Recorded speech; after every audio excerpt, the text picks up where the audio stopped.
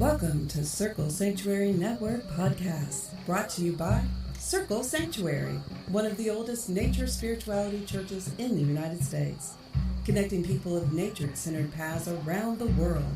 Join us through the week for a variety of shows discussing various topics, celebrating the divine in all of its forms, through nature worship, rituals, education, and building bridges of community. Welcome to our show. My name is Deborah Rose, and I'm your host on Circle Talk.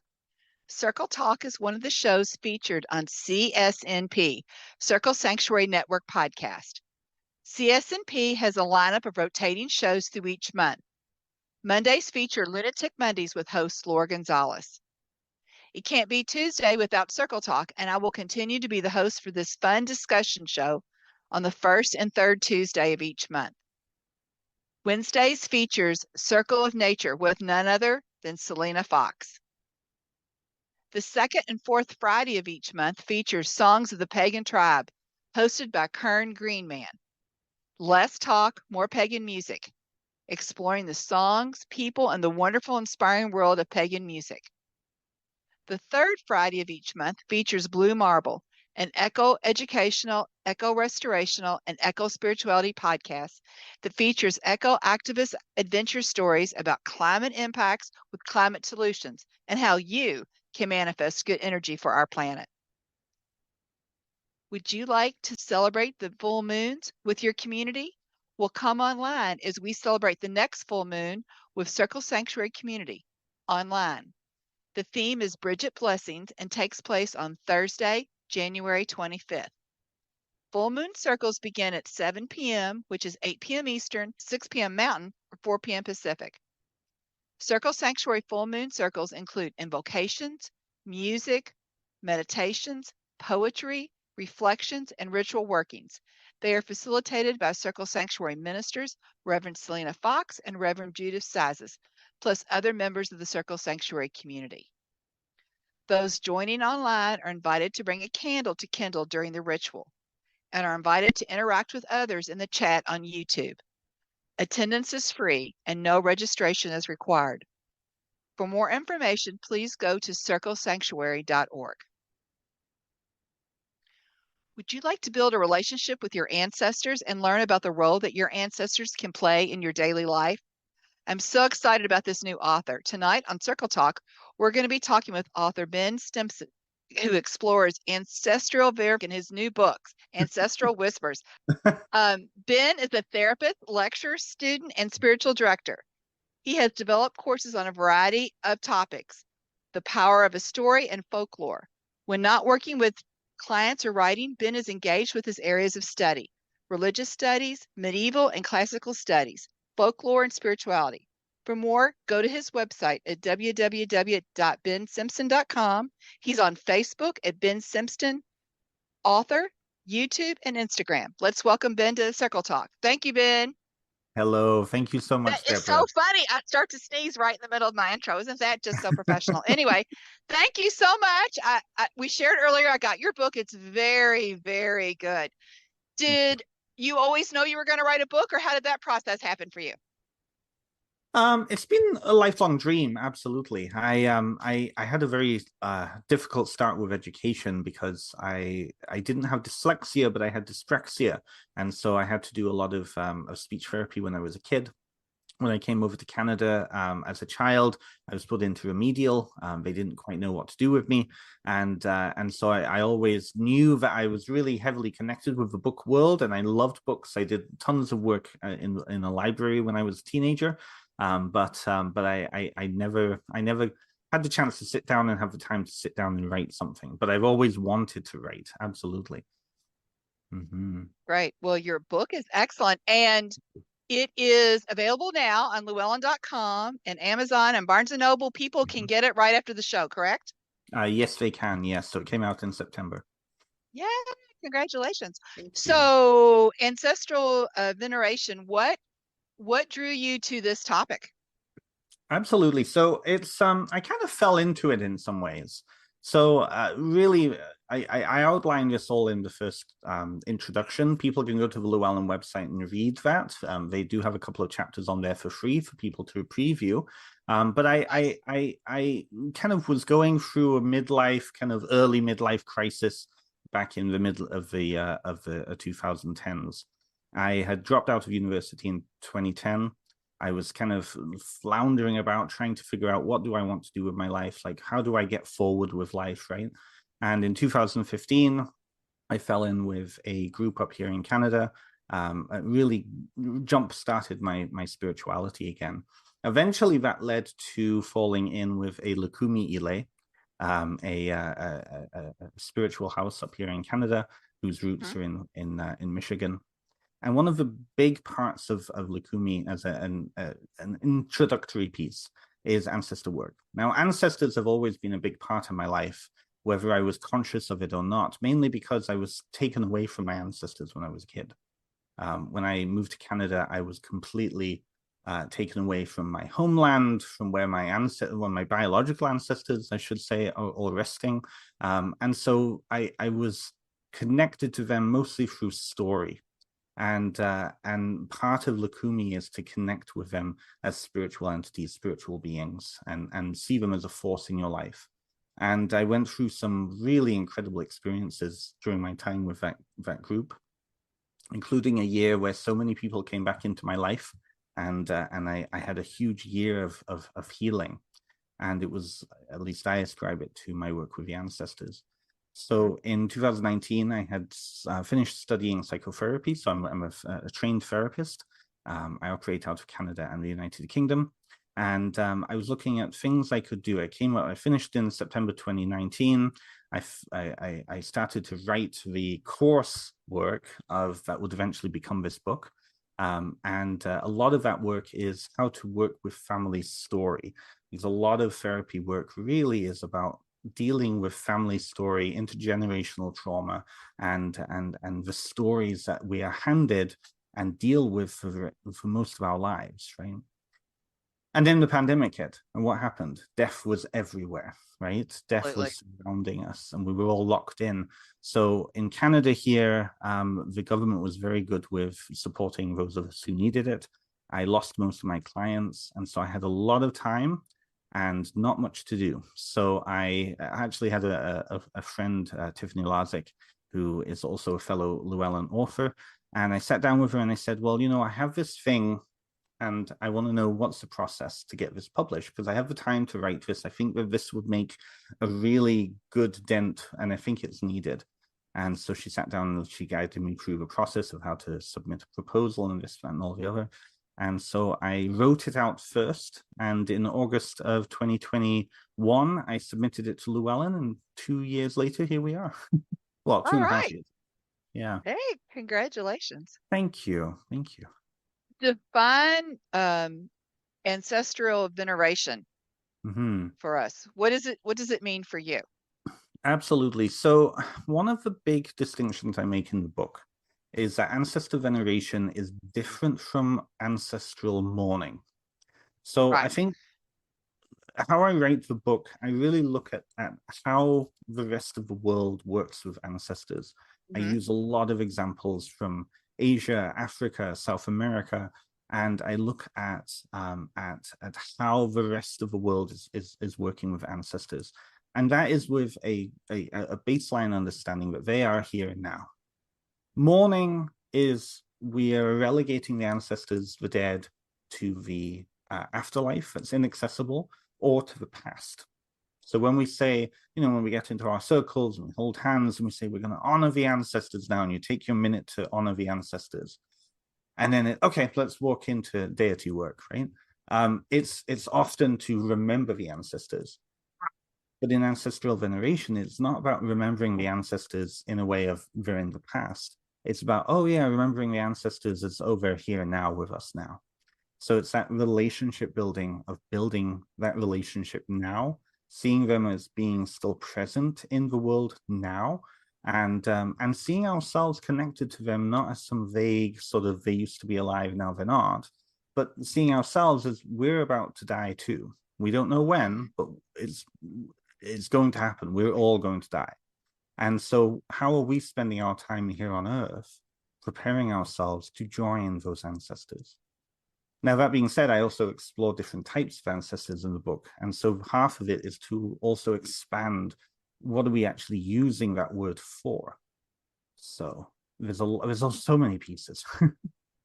I do want you to expound on that, because I, like many other people, think of ancestors only as blood ancestors, or, you know, the ones I remember, or my grandmother's grandmother. And tell us, you do such a good job in your book, um, talking about different types, like even fictional characters. So Yeah. tell us, explore all different kinds of ancestors, because I think that will, again, and I know some people, their first thought may be, well, I'm not interested in that because I'm adopted. I don't even know who my ancestors are. So talk to us about all the different types, because that really opened a door of thought for me. Absolutely, absolutely. So again, I think we have to see spirituality. And I think you're frozen, but I'll keep talking anyways. It's one of those things in Western culture where we don't fully realize. I don't think we fully realize how Christian our point of view is, even in neo-paganism. We don't necessarily see how Western we are, even while trying to work with pre-Christian or ancient pagan traditions, right? And so when you look at those traditions, like even how we think of or conceptualize the ancestors is entirely about culture, right? We see them we privilege lineage, and mostly blood lineage, as being more important. And so that generates then the question of, well, if I'm adopted and these aren't my biological ancestors, then who are they? When you look at most cultures around the world, that's a moot question, right? It's a moot point. It doesn't matter. You go to certain countries in the Caribbean, for example, and you ask how many aunties and uncles somebody has. Half the parish will be connected to them, because the definition of family is different in many of those cultures, right? So when it comes to looking at ancestors, then I tend to look at it as any body or thing that has directly impacted to who I am. So in that case, then, yes, I have a relationship to my blood ancestors because my parents gave me DNA that happened to, be the blueprints of my physical body, right? I came out of my mother, right? But when I look at, say, for example, fictional characters who I talk about, conceptual characters, right? Who I am now socially and mentally and intellectually is very much determined by who I was, reading and taking in and being exposed to when I was younger, right? And so those individuals, those characters are ancestral to who I am now. Even so, as going so far as to say, we're our own ancestors, right? Who I was a year ago led to who I am now. So that person a year ago is ancestral to who I am now. Now, that being said, when it comes to ancestral veneration practice around the world, they don't necessarily take it that far, but that's the kind of mindset worldview that we can sit in. And then for ourselves determine, okay, how are we classifying all of these beings, figures, characters, individuals that we're connecting with? In some cultures, deities, the line between a deity and an ancestor doesn't exist, because the deities are the ancestors. You look at a lot of Australian Aboriginal, a lot of like very ancient traditions. The spirits literally are the ancestors. And so there's a direct line there, right? In some cultures, the spirits are archetypal characters who are sentient, and they come in to teach the community about the world around them. They're seen as ancestral characters. And so I think that, when we start to kind of explore it less from just a biological sense and more from a impact sense, we can start to determine for ourselves, well, okay, I'm going to work with this particular type of relationship as an ancestor. But that's very different, say, working with a deity, right? Different relationships. And really, it's all about just our way of classifying all of our relationships with everything around us, if that makes sense. Funny, because I think in the Western world, I think that we have a tendency to put deity and ancestors and all in different labels in different sections. And I know um, because I thought about that, like if I were adopted or I didn't know my ancestors, but from your book, something that I haven't explored, there may be elders in our own pagan tradition Mhm. that are open to helping us, Mhm. that have since passed over. That is not a concept that I had really had worked with very much. Right, right. And this is the thing. I think that a lot of traditions are quite new, relatively in the grand scheme of human history, right? Even Wicca, Gardnerian Mhm. Alexandrian Wicca, right? It's only 70-ish years old, maybe a little Right, at the most. Yeah. right? Like as an official lineage tradition. Right. And so I think this is an emerging thing, but I don't think that it's necessarily I don't think it's a foreign thing. I don't think it's an alien concept for us. I Hmm. think we need to see it in such a way. If you go to a Buddhist, right? You go to a Buddhist monk and ask them, can you recite your lineage? That lineage goes right back to the Buddha, to 2,500 years. It's an important Wow. part of being able to be seen as authentic and lineaged and have gravitas in that tradition to be able to do that. Now, does that necessarily mean all of the individuals in that lineage were real? But it's still gravitas in the culture, right? So it's one of those things. I think it's we start to bend the kind of the Western paradigm of what's real and what's unreal when we start to look at that. I know in Lukumi and a lot of African traditions, I'm really connected with a lot of the practitioners from those traditions, Mhm. and I'm embedded in that community. And emerging out of that really is the understanding that lineage is important. Community connections are important. A matriarch of a community, in the same way, for example, Scottish clans, not everybody of that community is biologically connected to each other, but they're socially connected to each other. They're spiritually connected to each other, right? They're emotionally connected to each other. And I Mhm. think that thinking of things in that way, we can expand those relationships. We really limit ourselves based on what we're allowed to do and not allowed to do. And I think that's something that a lot of cultures around the world do, because that's the basis of culture. Culture is all about rules and Mhm. figuring out ways of interacting and whatnot. But I think that in the Western world, particularly, we have this issue of individualism, which Mhm. is really hyper focusing on the individual as opposed to the community. And this is Mhm. why we have issues in these questions of, well, I'm adopted, so who are my people, right? Who am I, Mhm. Mhm. right? Well, you're who you've always been, right? Right. Right. Um, And if you keep going back generations, eventually we're all related. well, that's a very powerful point, because if Absolutely. that's a historical truth. You go back, I think it's only 200 years, and the number of ancestors that you have is massive. But there's this wonderful concept, which is genealogical breakdown. The more you go, your individual family story will eventually merge with the entire community, because Right. your individual ancestors will appear multiple times in that community. So Right. eventually, it does become a big web, right? And that Right. doesn't take that long. Like it's not like 100,000 years to get back to mitochondrial Eve. It's only Right. within the past 200, 300 years. And I think it's so funny that in America in the Western culture we struggle with that because our country was built on immigrant. We all came over here. So it kind of, unless you're Native American, we're basically all from somewhere different.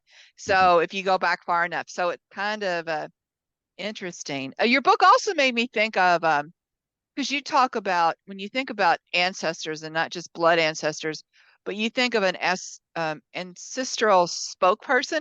For example, I thought, like I've heard a lot of people, especially we talked about earlier, that a lot of Wiccans or a lot of pagans tend to focus on ancestors, especially around Samhain and Mhm. about this time of year.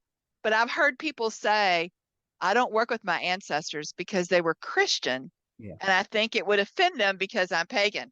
What are your thoughts about that? I have a lot of thoughts, and I don't think the listeners are necessarily going to be liking them because they're not kind. So I don't know if I should save him or not, but I honestly think that that speaks more to religious trauma than it does for any legitimate reason. The Probably would agree. reality, very much so. The reality is, and I think this is why the pagan community has such an issue with ancestors, because they don't know what to do with them. So then you get really disgraceful, dismissive things like, oh, we're going to honor our ancestors for a minute and then move on to a more interesting deity, right? Like I've seen some appalling rituals when it comes to the ancestors. And that's in part why I wrote the book, right? I feel like people have a genuine interest in it because that explains why so many Wiccans and pagans and heathens and all the people in our community are really connected with family history work and they love it. Like if you were to do a general census, I think most people would say, oh yeah, I've really thought about my family story, but I don't know what to do. I don't know how to connect with these individuals. And so what do? Some people will focus then on, a very small, maybe mythological group of ancestors that were pagan 2,000 years ago. Now, you've got millions of ancestors in between you and those maybe real people, right? And when you get back that far, the chances are is you have ancestors across entire continents, not just in one area. So I feel like for some people, the question of, I don't know what to do with my ancestors because they were Christian, that comes down to then worldview, right? Because if you are looking at them as being stuck in the past, then they will always be Christian, right? In which case then, what are we all doing with ourselves? But if we see death as being much more expansive, my experience with my ancestors, my closest ancestors, is they don't quite understand a lot of the things in my life, but that's because they lived 100 years ago and they don't understand what it is, right? Right. So I feel like, I mean, that's a part of the journey for everybody. But I would say, I would strongly suggest to people listening here is, if your excuse of not working with the ancestors is that you don't know what to do with them because they're Christian, take a check in and see for yourself, actually, is it that because they're Christian, you're uncomfortable? There's me, right. Right, exactly. That is so interesting. You also write in your book that I wanted you to explain and explore the concept of the land, the sea, and the sky as ancestors. Talk to us about that, because I had not explored that concept before. Absolutely. So that ties really into what I was saying about kind of expanding even the idea of relationship, right? So, we're very focused on family and privileging that biological connection. So if we look at that kind of biological connection, but in terms of just the atoms that make up our bodies, the earth is literally what nourishes our bodies. Every 7 years, our bodies go through a renewal process, and most of the cells have renewed. Now, they are built from the food that we're taking in. So when we look at the idea of, say, homelands, for example, right, that idea of the food that is grown in the earth, nourishing our bodies, that eventually we're going to go back into, right? Unless you're like Gina Roddenberry and you get flown into space, that would be nice to go, right? But that idea of like recognizing kind of from an animistic point of view, the land, the sea, the sky, as a literal place of origin. So the sea, literally our most ancient ancestors, our biological ancestors, came up out of the sea. They evolved in the sea, right? If you take that a little bit further back, right, our planet was formed in the cosmos. All of the water that exists on our world came from the stars through, giant meteorites, right? And so the sky and the cosmos created our world that eventually we evolved on. So when we start to work with these spaces, not through personifications as deities, but as the literal just spaces, and see ourselves as children of those spaces, then what can that relationship be like, right? If we come back to that idea of land, you brought up the concept of the idea that, a lot of North Americans, unless you're of indigenous background, come from somewhere else, and that's very true. Absolutely. Right? And so, I mean, again, I feel like I'm not kind half the time when I talk about these issues, but I think it's important that I'm not kind, right? Huh?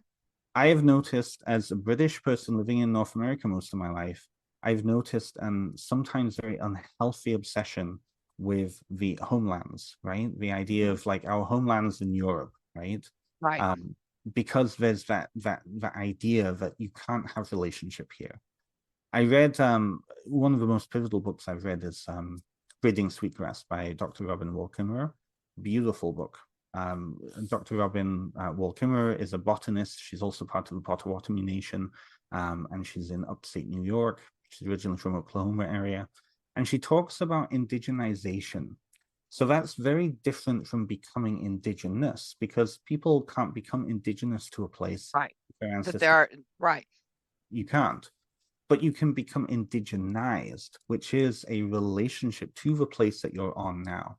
Because I feel like as people are pining for a relationship with Scotland, Wales, Britain, Europe, right, Italy, wherever, right, and they don't live on that place, then what can often happen is your relationship to the space that you're on can atrophy.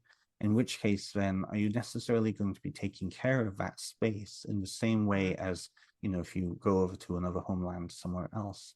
So the idea of even looking at your local landscape, the place you were born, as being a cradle, as a space, as a place, as a I don't even know what other language to use, as a place that you come from. And so then what is your relationship to that as an ancestor, right?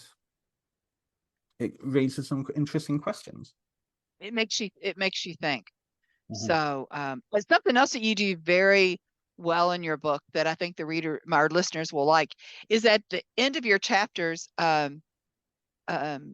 your book really encourages you to journal and think about things, and you give journaling prompts, which I'm going to go back through your book again and kind of do that and do journals. I'm a big journaler, and I have a philosophy journal, and I like to read books and then write thoughts and then go back. I usually read books twice and then go back through and read it and see what changed. And I'm going to do your journal prompts. So what caused you to come up with that idea? It's very clever.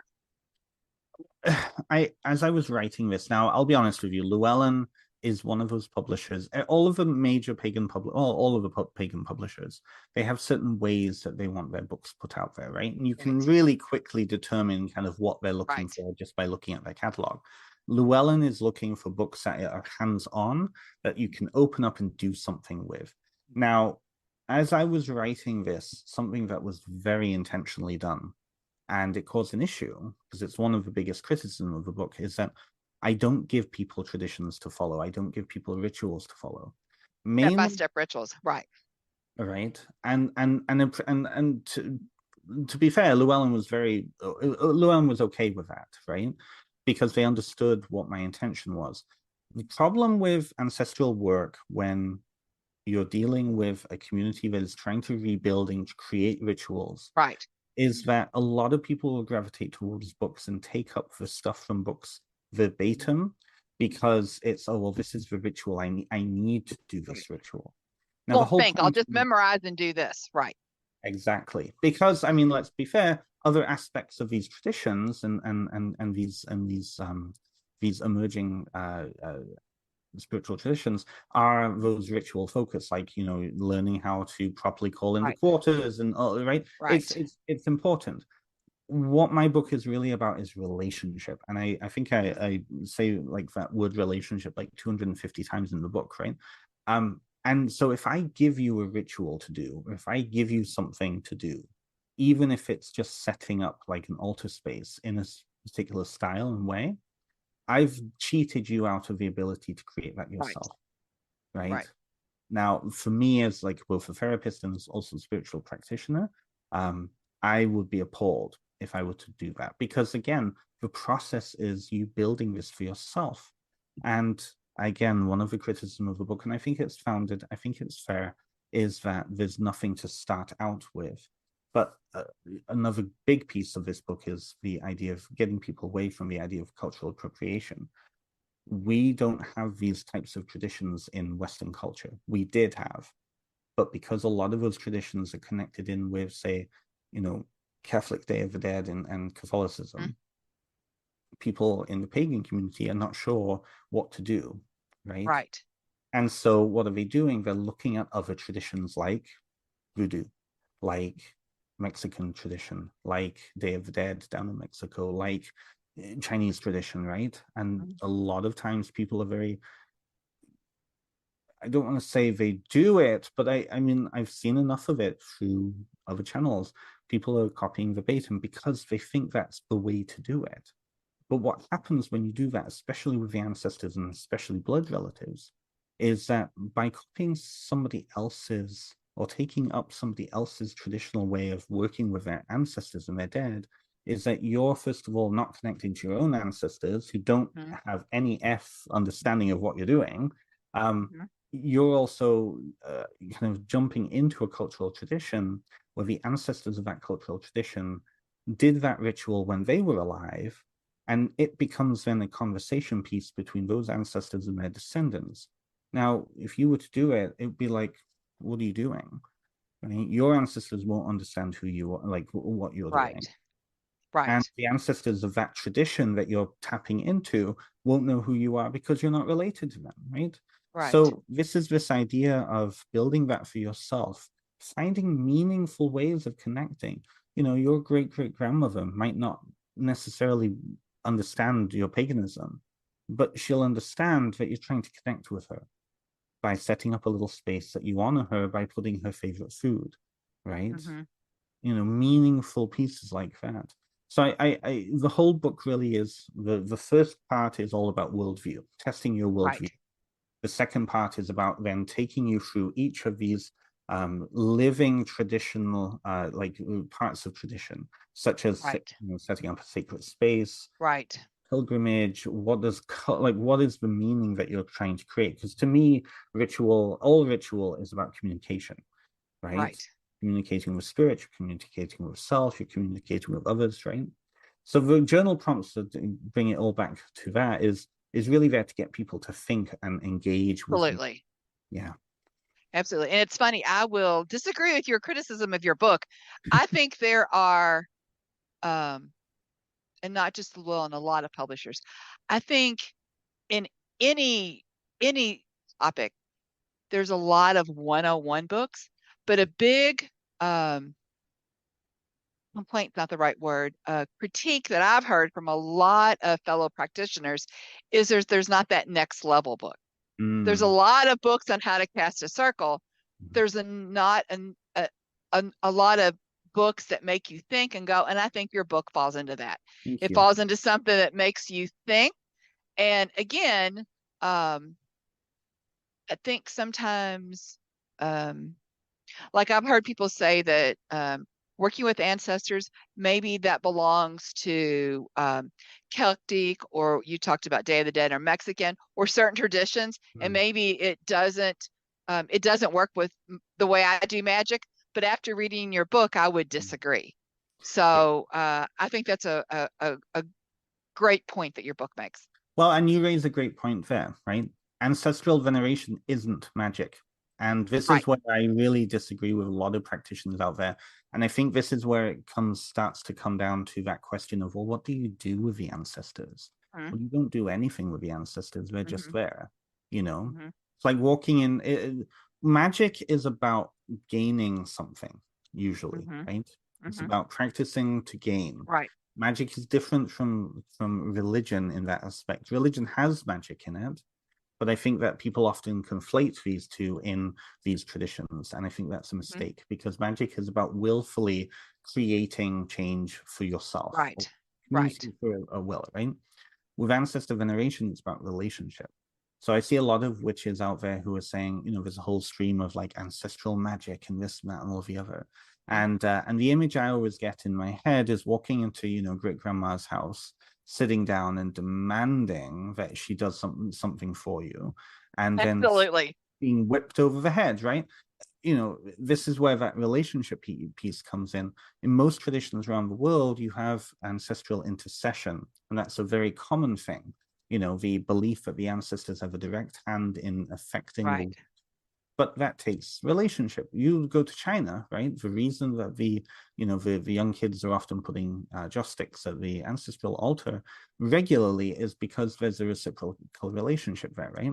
During the Moon Festival or the Day of the Dead Festival, Ghost Festival, you have people burning paper effigies of like cars and money, especially, right? With the belief that that's going to go directly to the ancestors, and the ancestors are then going to support the living in that way. Right? But this whole idea of this Western idea of magic, of all the ancestors, what are you going to do for me? That is completely disrespectful, right? So I think the two are incompatible, in my opinion, anyways. Now, that's being said, there is such a thing as necromancy, which is magic. But necromancy is working with the realm of the dead, not necessarily just the ancestors. There is a wonderful book that I highly recommend. Mortalis's The Bones Fall in Spiral. Really, really love that book. That has a lot of stuff that you can do, talks about relationship. There's also quite a few books on the market now around necromancy particularly, and that idea of that falling into magic, but then that starts to get into spirit work, right? Yeah. Brings up another point that I wanted our listeners to hear. In the back of your book, you do a fabulous job of doing resources for further reading that breaks down each one of your main points and kind of gives a bibliography and references that you used in order that they can do. That is very generous. That was a really great idea. Well, it's absolutely necessary these days. I would never think to put a book out that has no bibliography, and the references is, I look at it, and a lot of people will say this. A lot of other authors will say this, that a lot of times their books are kind of snapshots of who they were 2 years ago.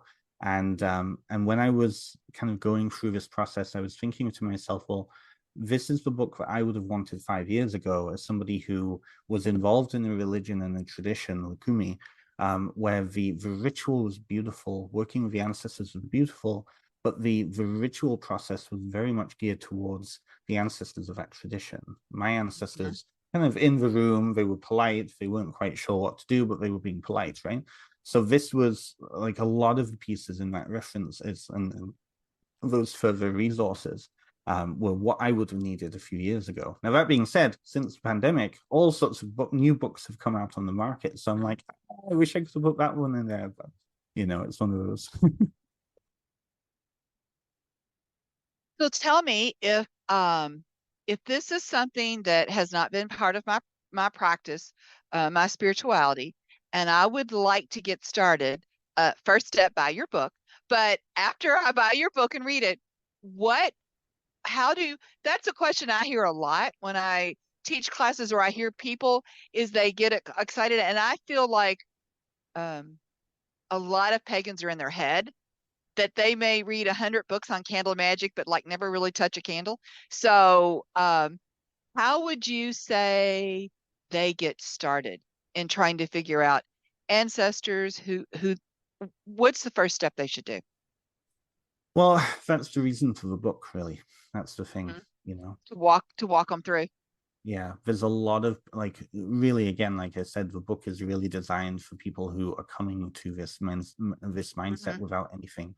I think that a lot of people, and you hit it on the head, right? This idea that it's a consumption culture. And I would say that's one of my biggest criticisms of the pagan community, is that we are so ironically focused on books while it's trying to, dissociate from book religions like Christianity. And really it's about doing. You have everything at your disposal. If you are still connected with your family, learn about your family stories. Get onto Ancestry.com, right? But even if you don't necessarily have a strong relationship with your biological ancestors, consider the ancestors of place. Consider the ancestors of who you are, right? Who are your teachers along your path? Who have been really important? Who are their teachers, right? I think a lot of people will have heroes in their life that they've always looked up to. This is where the fictional characters come in, right? I have certain characters who have been with me for most of my life, and we have a relationship. It's a one-way relationship, but it's still a relationship. And so It's an considering that, energetic relationship. I think that people forget about thought forms and realize energy is real. well, and again, it's like that we're as human beings, we're very good at compartmentalizing reality. I think reality is a lot more multidimensional than we like to think of it, right?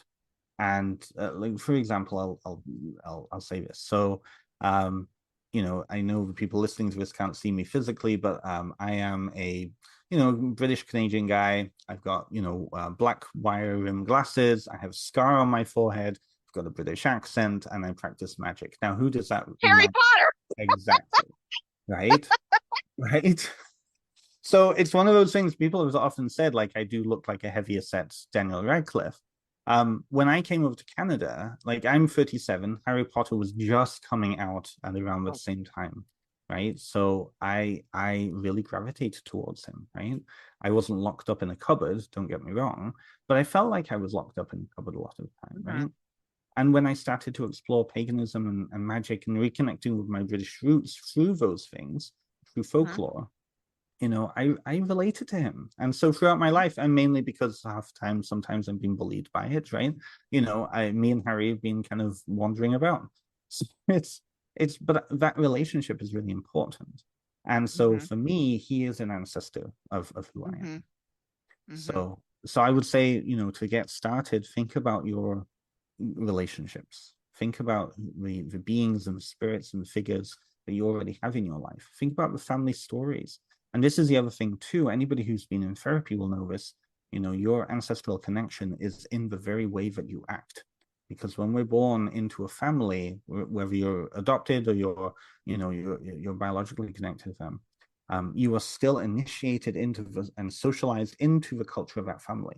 And so cultural norms, all those norms, exactly. So how we act in society, how we act just generally, comes partly from that space.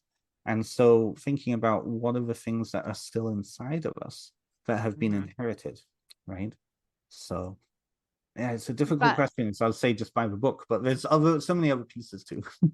Yeah, it's funny you say that though, because I think about, you talked about Harry Potter. I'm a big Harry Potter fan, but you're right. A lot of people who are around your age, spiritually connected to Harry Potter. And to be honest, not just pagans. I mean, a lot of different faiths really connected with that story and that. But it's interesting. I always find it interesting that for example, I may be really drawn to a certain culture. Maybe I'm really drawn. I had a friend who was so drawn to ancient Egypt and really studied that.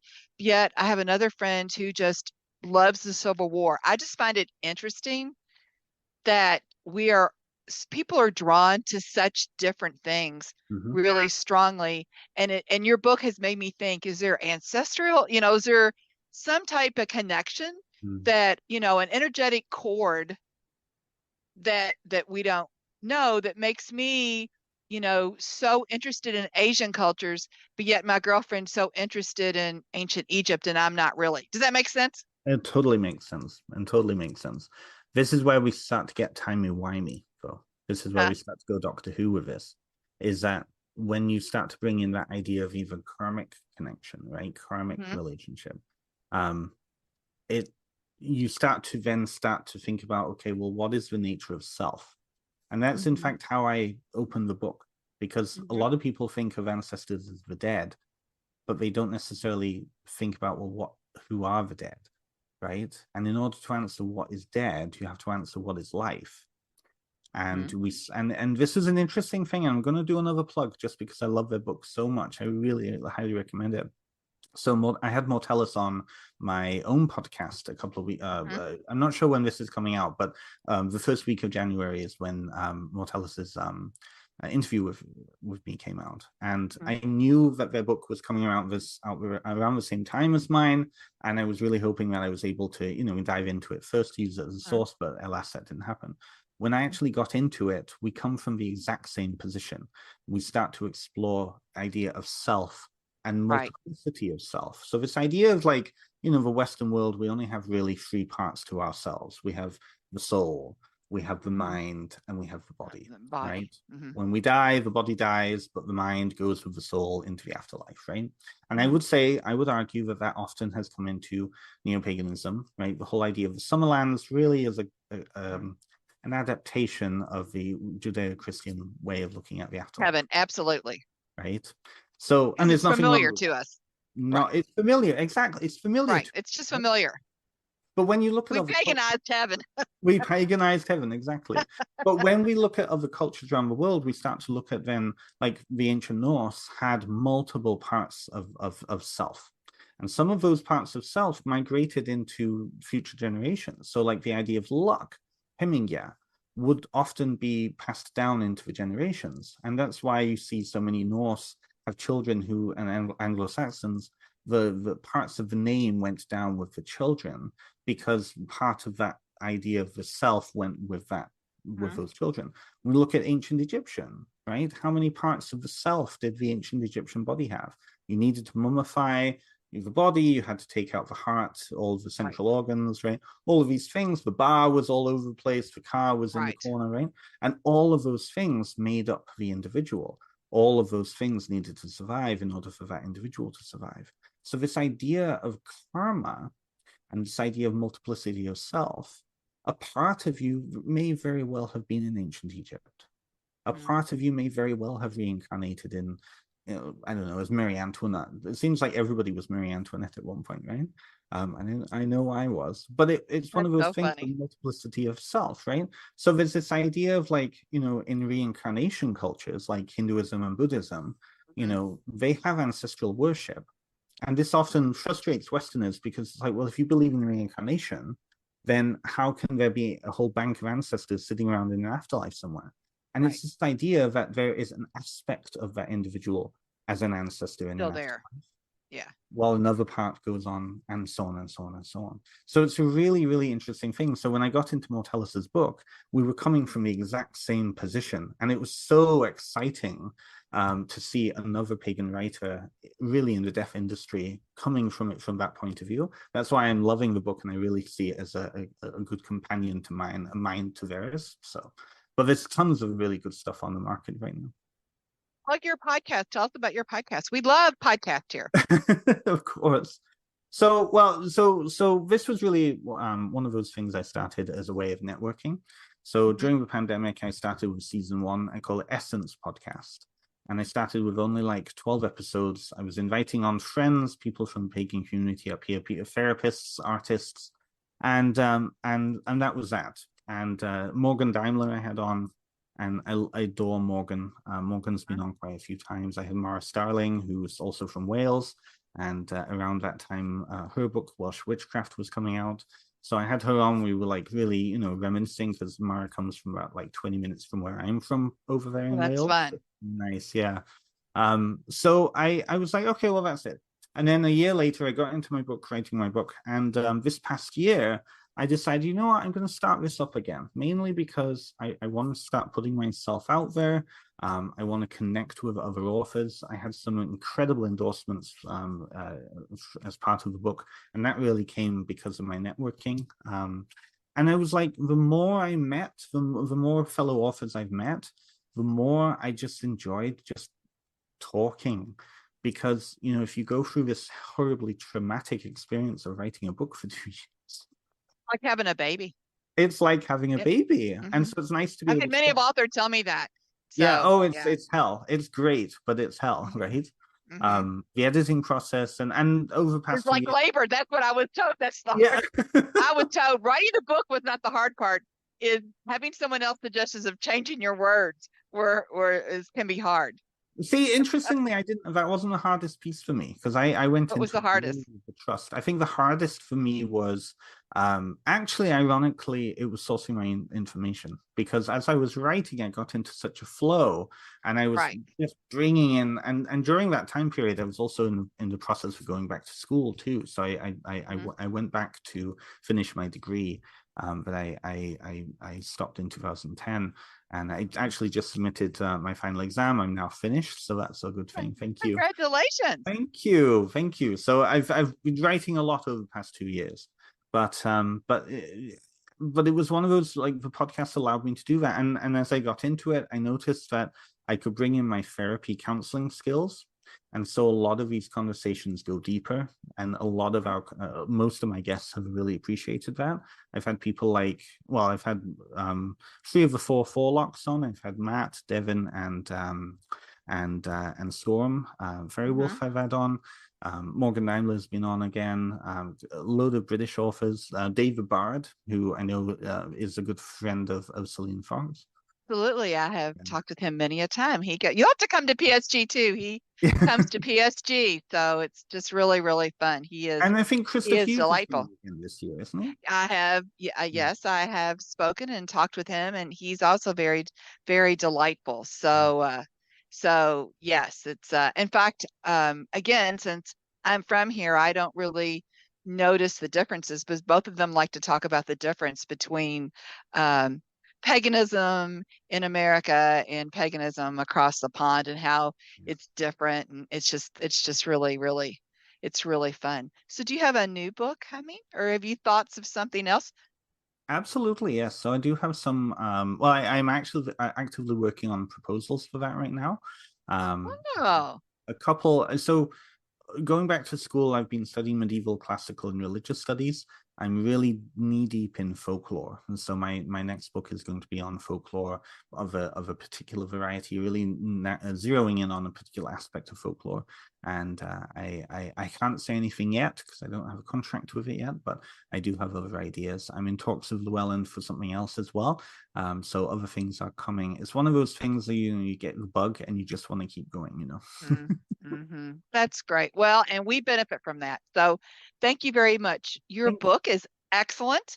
I look forward to doing your next book. And thank you very much for coming and spending time with us. Thank you, Deborah. This was delightful. Thank you so much. And folks can go to your website, correct? Yes. And get all this information. Can they listen to your podcast? Is that located on your website? Yeah, so everything's on my website. They can also go to like Spotify, Amazon, Apple. It's also on YouTube. So the video version is on YouTube, and the other is on all of those. We just started our 4th season. Last season I had a lot of traditional witchcraft folk on, and so I've got about 50 episodes up right now. So if anybody wants to, they can go there. Yeah. Absolutely. All right. Well, I know our listeners are going to love your newest book, Ancestral Whispers, A Guide to Building Ancestral Veneration Practices. And it's available at Llewellyn.com, Amazon, Barnes & Noble. You can get it lots of places. So can I also thank you make very a plug much. Here? Can I also make a Absolutely. plug? Absolutely.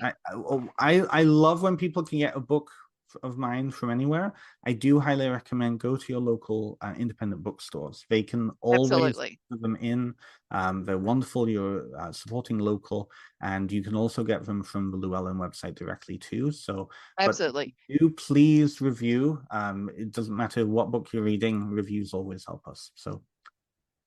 Absolutely. In fact, you can go to your local bookstore, and if they don't have it, they can get it from Llewellyn.com and have it there. So, and that just helps spread it. Absolutely. I'm someone who, when I travel, if there is an occult bookstore or a Wiccan bookstore, I will buy something there.